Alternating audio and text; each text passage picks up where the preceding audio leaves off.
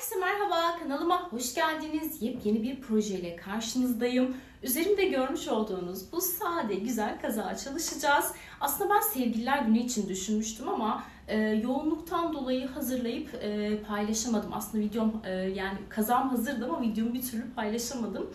Ancak şimdi fırsat buldum sizlerle paylaşmak için. Yapımı çok kolay, sadece düz örgü üzerine çalıştığımız çok güzel bir kazak oldu. Sizler de videomu takip ederek rahatlıkla kazağımızı örebilirsiniz. 350-400 gram civarı orta kalınlıkta bir ip kullandım. Böyle üzerimize oturan bir model olduğu için çok fazla ipe de ihtiyaç olmuyor açıkçası. Şöyle bir duruşunu arkadan da gösterelim. Evet, gördüğünüz gibi bu şekilde çok sade güzel bir kazak. Ben artık salaş modellerden gerçekten çok sıkıldım. Artık hiç hoşuma gitmiyor salaş modelleri örmek. Hem örmesi uzun zaman alıyor hem de böyle bedenimizi çok hantal gösteriyor. O yüzden de bu tarz bir model denemek istedim. Umarım sizler de beğenmişsinizdir. Nasıl buldunuz? Yorumlarınızı da çok merak ediyorum. O zaman vakit kaybetmeden önce videomuza geçelim. Tabii ki kanalıma abone olup beni takip etmeyi unutmuyorsunuz. Hoşçakalın. Evet, modelimizi 60 ilmek olarak başlıyoruz. 3 düz 3 ters olarak lastiğimizi yapıyoruz, boyun kısmını. Burayı ben 11 santim uzunluğunda ördüm. Şimdi artık modelimize geçebiliriz. Artırma ile başlayacağım. 60 tane ilmeğim var. Şu şekilde bakın. 16 ön parçam olacak. 16 arka parçam. Kollar 8'er ilmek olacak. 16 ilmek ön parça, 16 ilmek arka parça, kollar 8'er ilmek. Aralarda da 3'er tane artırma ilmeklerim olacak. Şimdi hemen başlıyorum. Bulunduğum noktadan şöyle ilmek ayracımı takıyorum. Şöyle bakın, bir tane artırma yapıyorum. Ardından da 3 tane ilmeğimi artırma ilmeği olarak arada örüyorum. 1 2 3 3 tane ilmeğimi ördükten sonra ayracımı takıyorum. Tekrar bir tane artırma yapıyorum. Bu artırma ilmekleri 3 tane artırma ilmeklerinin sağından ve solundan birer tane artırma yapacağız. 2 sırada bir. Şimdi kol için 8 tane ilmeğimi düz olarak örüyorum. 1 2 3 4 5 6 7 8. Arada bakın 8 tane ilmeği kol için ördüm. Şimdi tekrar ayracımı takıyorum.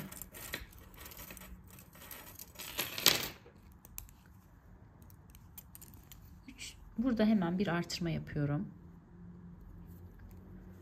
3 tane ilmeğimi düz olarak örüyorum. Yine bir tane artırma yapıyorum. Ayracımı takıyorum.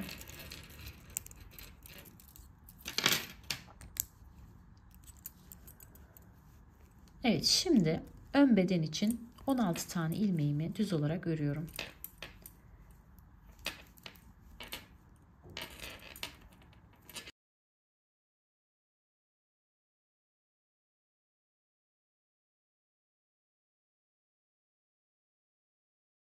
Evet, 16 tane ilmeğimi ördüm.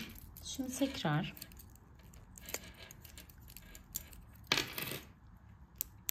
ayracımı takıyorum. Bir tane artırma yapıyorum.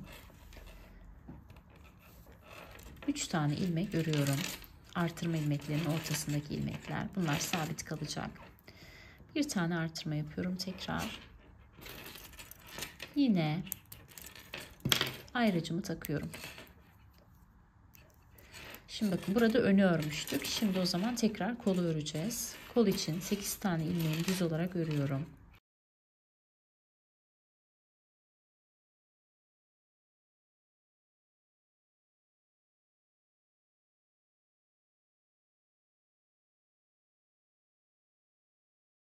Evet, kol için 8 tane ilmeğimi ördüm. Şimdi bir tane artırmamı yapıyorum. İlmek ayracımı hemen takıyorum.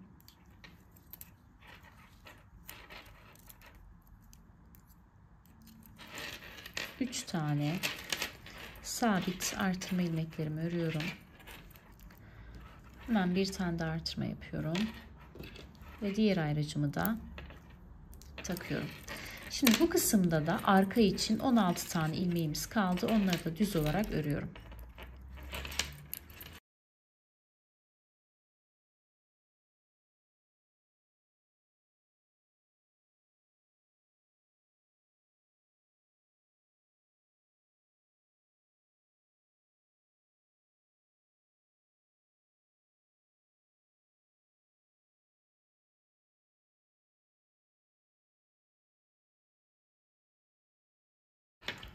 Evet, bu kısımda da 16 tane ilmeği ördüm. Şimdi bakın, aynı şurada çizdiğim gibi ayraçlarımızla artırma noktalarımızı belirledik.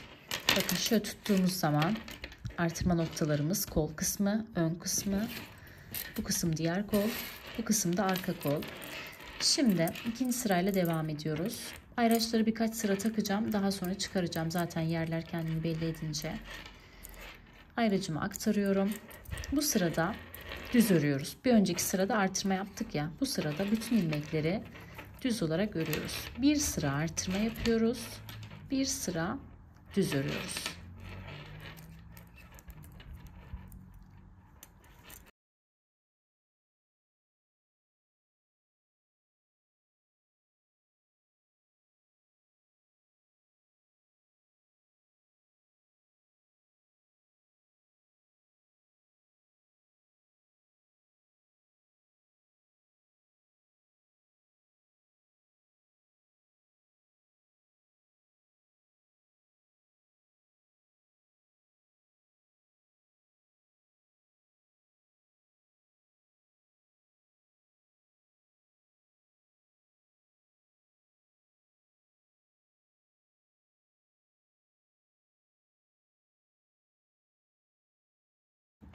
Evet, bir sıra düz ördükten sonra şimdi tekrar artırma sırasıyla devam ediyoruz. Şu bakın, bir önceki sırada artırmış olduğumuz ilmek böyle yandan dışa doğru geçecek. Şimdi tekrar bakın, 3 tane ilmeğimiz sabit. Bunun kenarından artırmamı yapıyorum.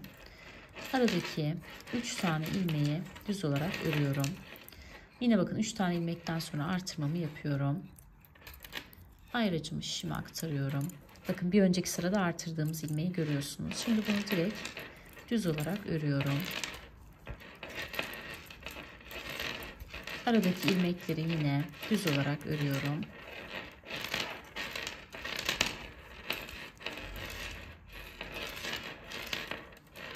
Bu şekilde modeli istediğimiz genişlikte büyütebiliriz. Her bedene kadar büyütmeyi yapabiliriz.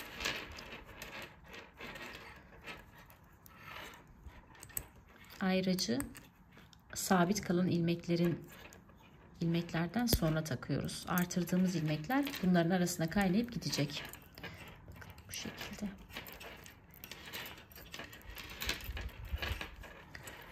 Evet, umarım mantık anlaşılmıştır. Şimdi ben biraz örgümü ilerleteyim. Bir de böyle ortalara doğru göstereceğim. Hani modeli tam oturduktan sonra, model anlaşılır olduktan sonra da bir göstereceğim.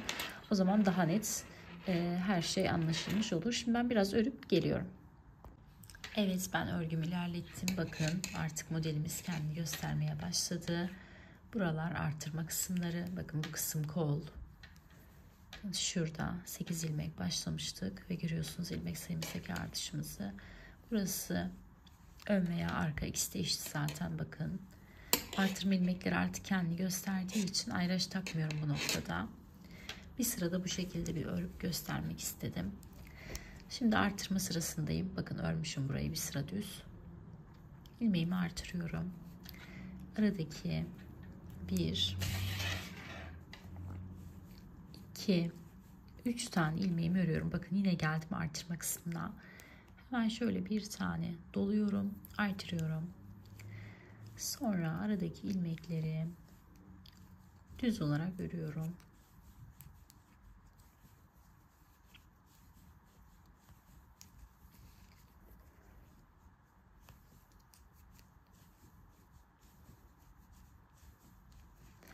Boyun kısmını 40 santimlik misinalı alış işle yapmıştım. Şu an 60 santimlik misinalı alış işle beden kısmını örmeye başladım. Biraz daha büyüyünce beden kısmı artık 100 santimlik misinalı alış işime geçeceğim.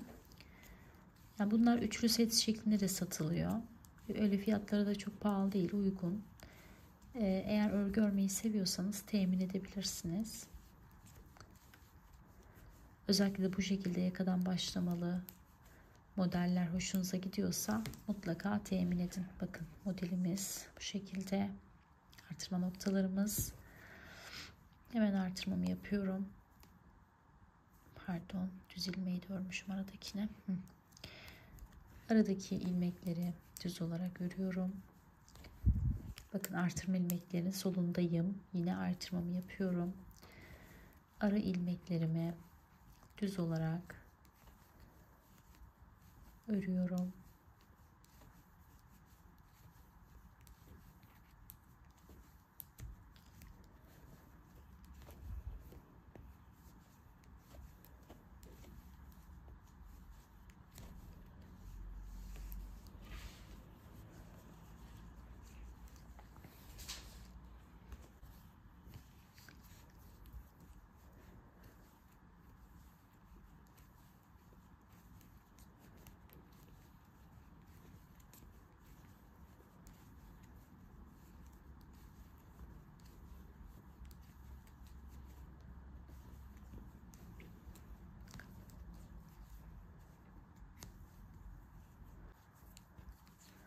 Evet, bu şekilde modelimi ilerletiyorum.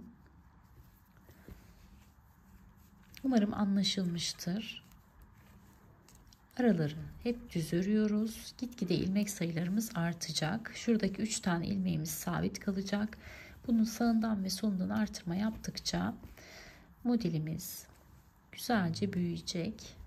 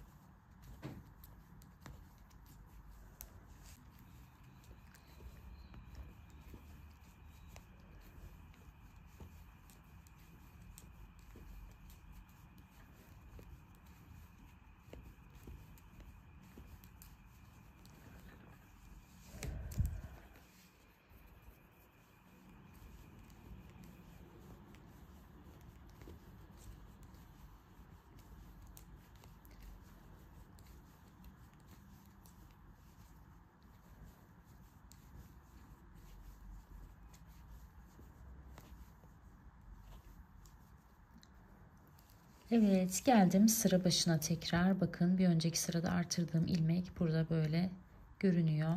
Onu hemen düz olarak örüyorum. Bu sırada ne yapıyorduk? Artırma yapmıyorduk.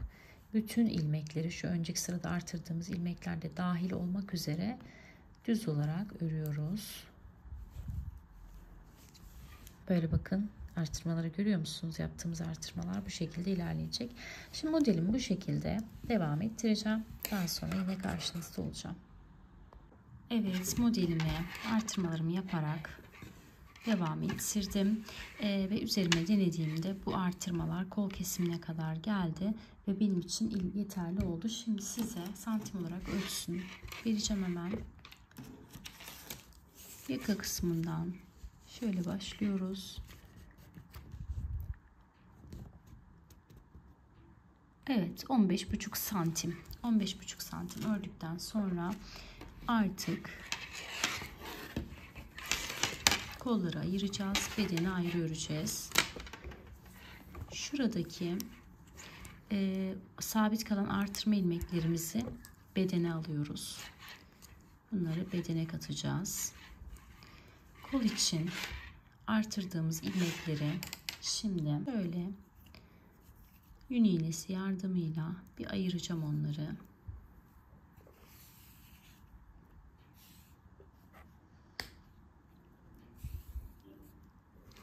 Şimdi bakın burada 1, 2, 3, 4, 5, 6, 7, 8, 9, 10, 11, 12, 13, 14, 15, 16, 17, 18, 19, 20, 21, 22,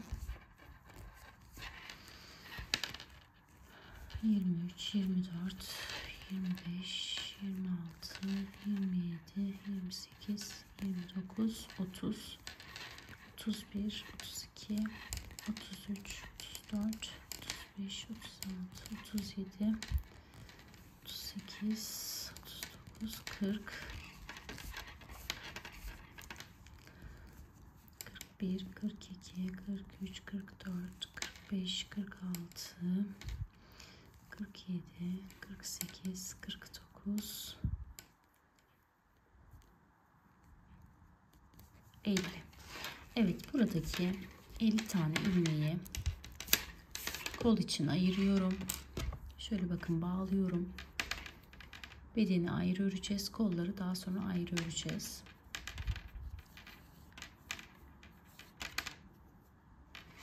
Şimdi bakın, kolu ayırdık. Arka beden, ön beden, bu şekilde direkt arka bedenden ön bedene geçiş yapacağız. Şimdi burada 1, 2, 3 ve 4 tane artırma yapıyorum. Bakın. Ardından da direkt olarak devam ettiriyorum örgümü. Diğer koltuk altı mesafesine kadar.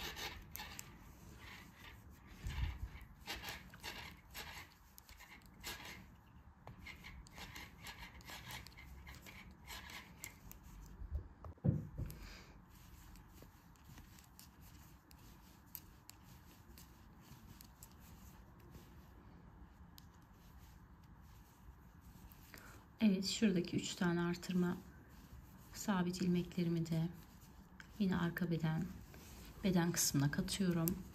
Şuradaki kol için olan ilmekleri, yine diğer kol için olan ilmekleri şimdi iğneme aktaracağım.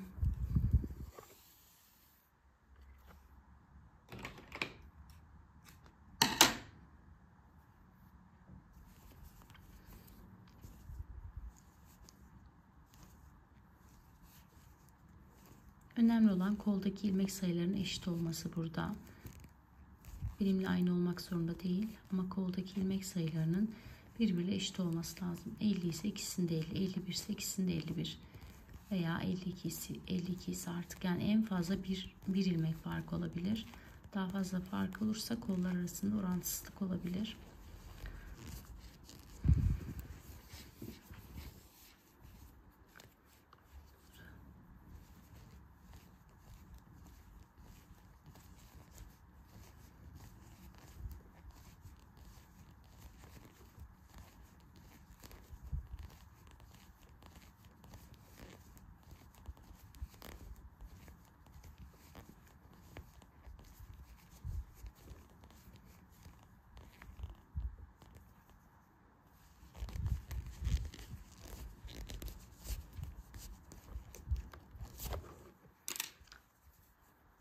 Ardından bu kısmı da yine bağlıyorum. Şimdi yine diğer tarafta yaptığımız işlemin aynısını yapıyoruz. 4 tane ilmek artırıyorum. 1, 2, 3 ve 4. Yine örmeye devam ediyorum.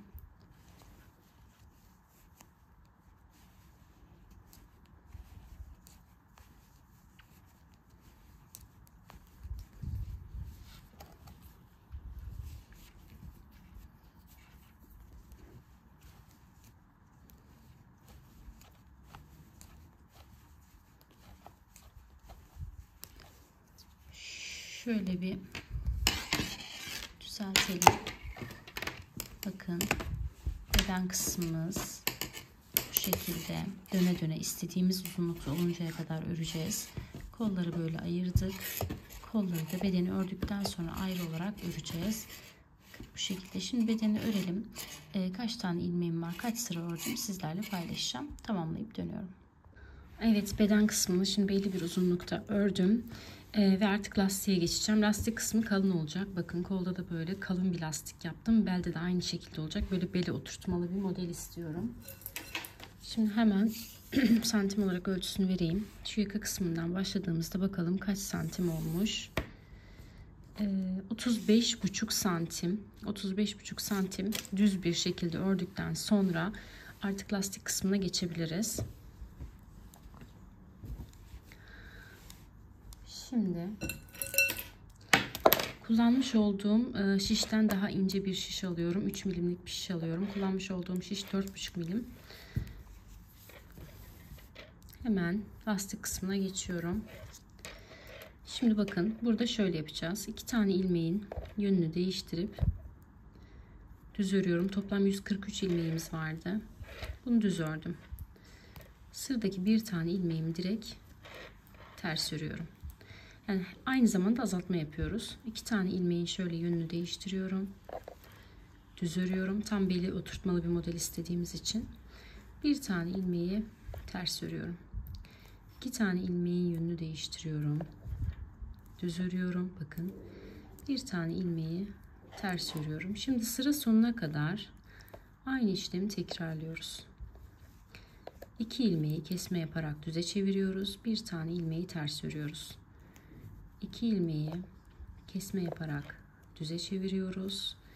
Bir tane ilmeği ters örüyoruz. Bir düz bir ters şeklinde sıra sonuna kadar devam edelim. Toplam 143 ilmeğimiz var.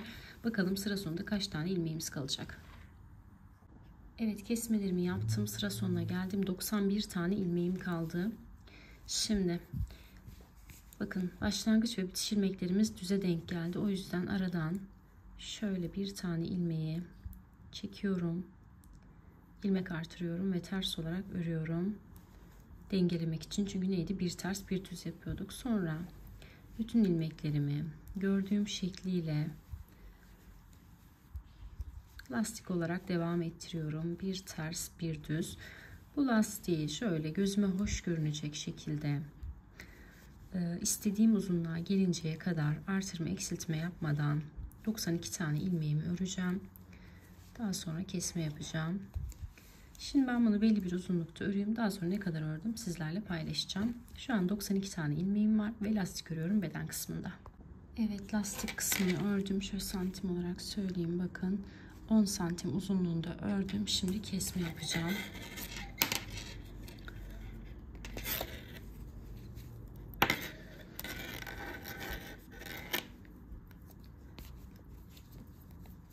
Kesme yaparken de ters ilmeği ters olarak örüyoruz. Düz ilmeği düz olarak örüyoruz. Bir önceki ilmeği içinden geçiriyoruz. Ters ilmeği ters olarak ördüm. Bir öncekinin içinden geçirdim. Düzü düz olarak örüyorum. Bir öncekinin içinden geçiriyorum. Tersi ters olarak örüyorum. Geçiriyorum. Düzü düz olarak örüyorum. Geçiriyorum. Ters ters olarak ördüm. Geçirdim. Düz düz olarak ördüm. Geçirdim. Bu şekilde sonuna kadar bütün ilmeklerimi kesiyorum. Evet, lastik kısmını bitirdim. Şimdi kolla devam ediyoruz. Ben bir tanesini hazırladım. Şöyle lastik kısmını yine uzun tuttum. Bakın bu şekilde. Çok geniş de değil. Tam üzerine oturan bir kol da değil. Gayet güzel oldu. Orantılı oldu. Şimdi şurada ayırdığımız ilmekler vardı kol için. Hemen bu kısımdan başlıyoruz. Bakın şu koltuk altı kısmında şöyle sonradan eklediğimiz ilmekler vardı. Bu kısımdan da ilmek çıkaracağız. Öncelikle şu ipimize aldığımız ilmekleri şişime bir geçireyim.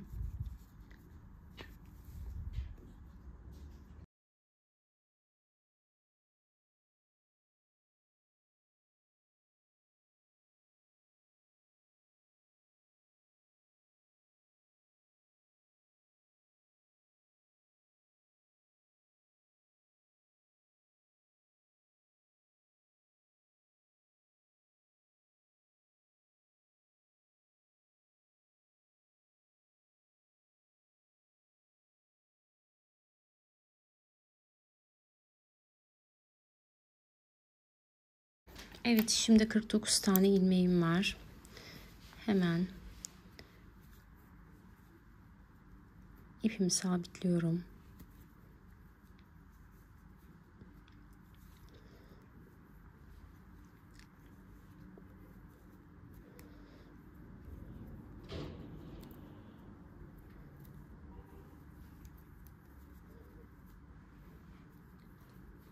Toplam diğer kolda 63 tane ilmeğim vardı. Burada da şu an 49 ilmeğim var. Şuradan da 63'e tamamlayarak ilmeklerimi çıkaracağım. 50, 51, 52, 53, 54,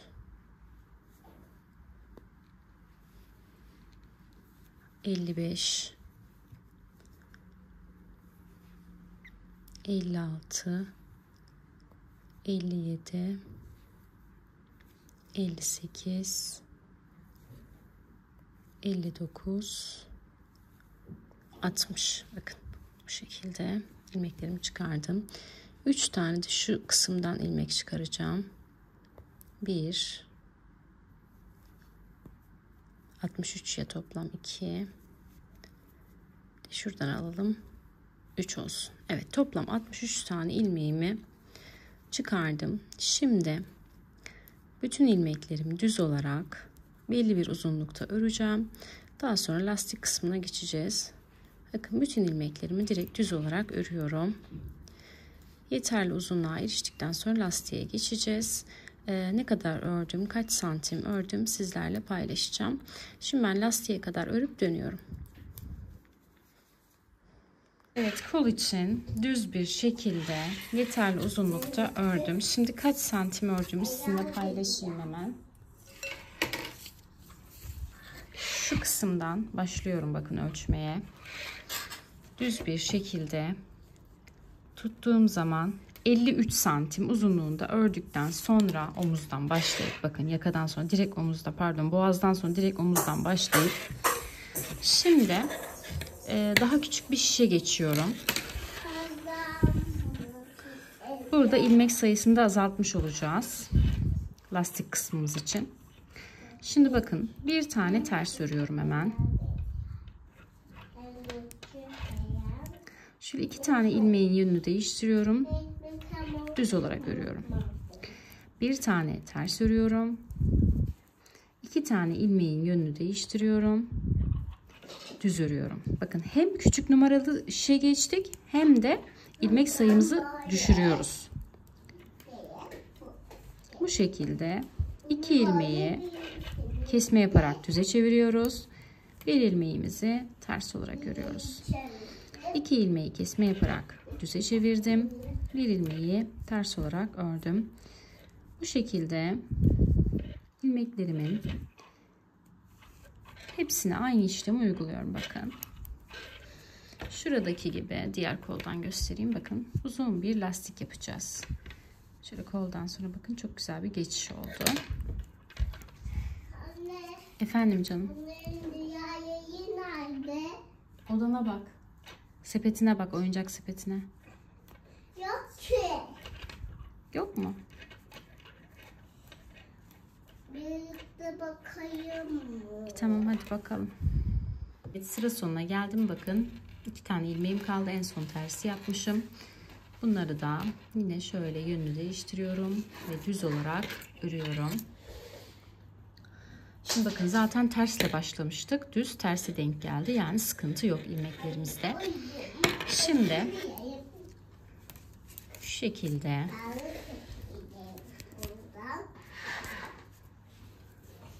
kaç tane ilmeğimiz varmış hemen sayalım. Kaça düşmüş ilmeğimiz? 2, 4, 6, 8, 10, 12, 13, 14, 15, 16, 17, 18, 19, 20, 21, 22, 23, 24, 25, 26, 27, 28, 29, 30, 31, 32, 33, 34, 35, 36, 37, 38, 39, 40.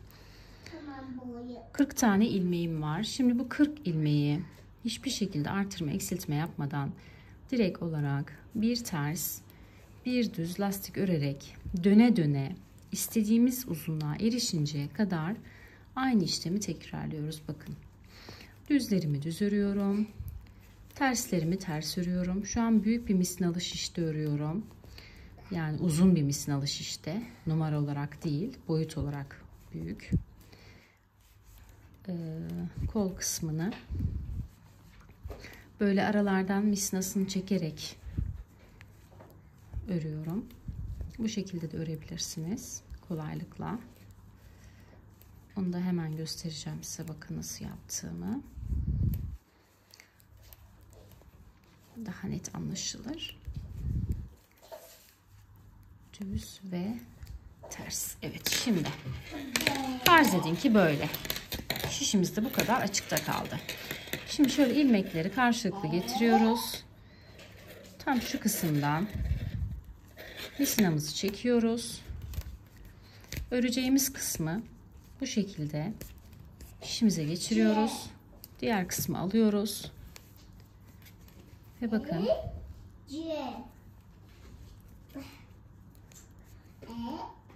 Şöyle direkt örüyoruz. Bura bittikten sonra da diğer tarafa aynı işlemi uyguluyoruz. Bu şekilde döne döne lastiğimi istediğim uzunluğa gelinceye kadar aynı işlemi devam ettiriyorum. Bu şekilde lastiğimi uyguluyorum. Evet, lastik kısmını da ördüm. Şöyle santim olarak lastik kısmını söyleyeyim. Evet, 10 santim uzunluğunda ördüm. Şimdi artık ilmekleri kesip kapatacağım. Ve kazağımızın finalini yapacağız. Bakın, düz ilmeği düz örüyorum. Tersi ters örüyorum ve bir öncekinin içinden geçiriyorum. Düzü düz ördüm. Bir öncekinin içinden geçirdim. Tersi ters ördüm. Bir öncekinin içinden geçirdim.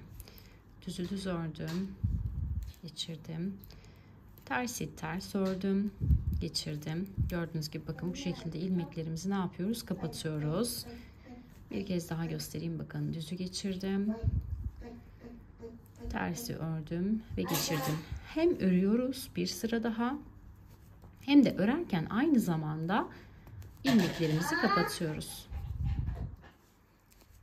Şimdi sıra sonuna kadar aynı işlemi tekrarlayıp artık kazağımızın finalini yapalım. Ben iplerini vesaire temizleyeceğim. Üzerinden buharlı ütünün buhar kısmını vererek ütüyü bastırmadan elimle düzelteceğim. Bu arada bir şey söyleyeceğim. Ütüyü lastik kısımlarına vurmuyoruz. Ne kollara, ne bedendeki lastik kısmına, ne de yakaya. Sadece düz örgü olan kısımlara vuruyoruz. Bunu da söylemiş olayım. Onu da dediğim gibi direkt ütüyü bastırmayalım. Erir. Örgümüz erir yani.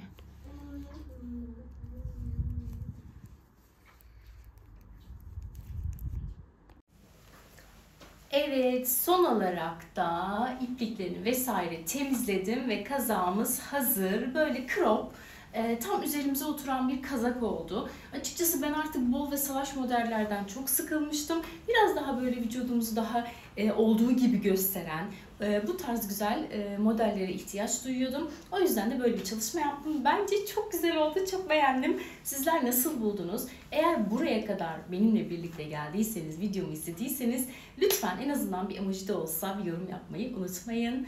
O zaman başka bir projede görüşmek dileğiyle. Hoşça kalın.